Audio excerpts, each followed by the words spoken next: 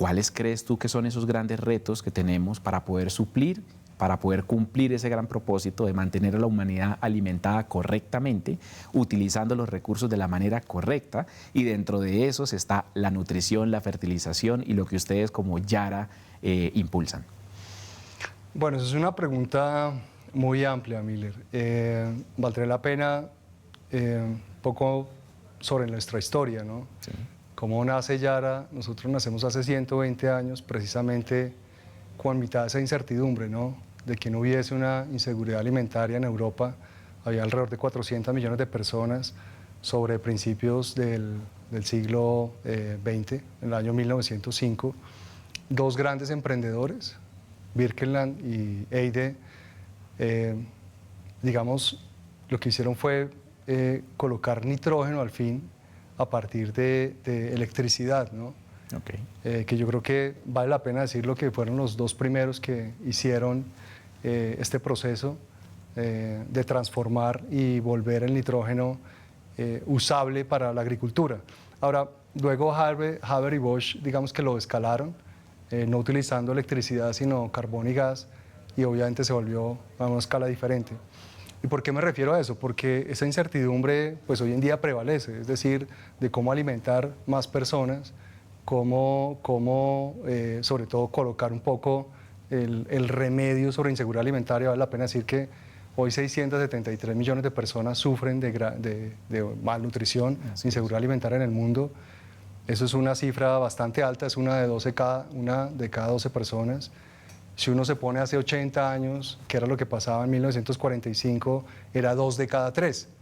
Entonces, un poco ha evolucionado en ese sentido, pero sin embargo, sigue existiendo un gran número de personas que no tienen con qué comer. En Colombia, básicamente son el 25% de las personas que tienen alguna clase de inseguridad alimentaria, y de esas el 5% una inseguridad alimentaria grave.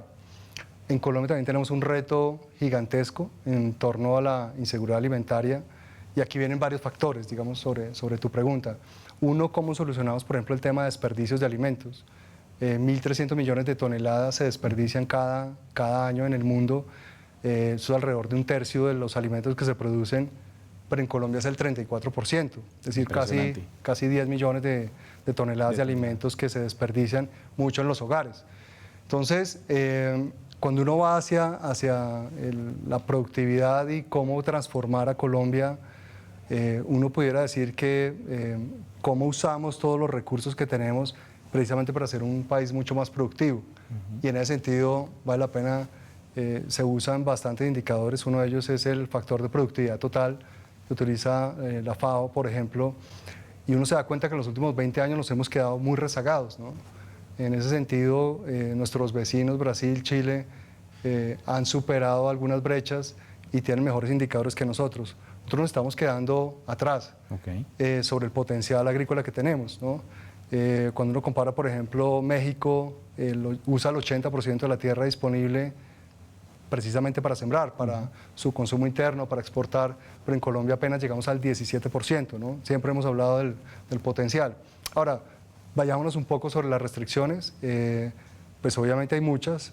Una es la infraestructura, por ejemplo, disponible, 145.000 kilómetros de vías terciarias, solo el 10% está habilitada. Claro. Eso es un grave problema. Otro, por ejemplo, para nosotros es más barato, Miller, traer desde Europa hasta Cartagena. En el flete nos puede costar $50. Que transportar internamente. Exacto, pero internarlo nos puede costar 60, 70. De acuerdo. Eso es contradictorio. Finalmente esos sobrecostos se trasladan directamente al bolsillo del consumidor, claro, de una forma u otra, porque estamos hablando del fertilizante. Cuando uno habla de importaciones no está hablando solo de los fertilizantes o de la comida, sino que son toda la cadena que hace parte del desarrollo agrícola que se requiere para poder producir el campo. Así es, así es. Entonces yo creo que tenemos por ejemplo, en temas de investigación y desarrollo nos hemos quedado también atrás sobre otros países, y también somos un país bastante fragmentado en términos del agricultor y la unidad productiva, ¿no? Nosotros tenemos el 70-80% de minifundio. Eso nos pone, no quiere decir que no seamos capaces de salir adelante, pero nos pone en un contexto diferente. Yo, por ejemplo, creo que la asociatividad es uno de los mecanismos que tenemos para poder salir adelante. De acuerdo. Cuando tú miras, por ejemplo, los ejemplos de flores, de palma de aceite, de café, de banano inclusive, la asociatividad es supremamente importante. Clave, Es clave. decir, cómo las empresas pueden apoyar, digamos, a pequeños productores y salir adelante y ser muy productivos.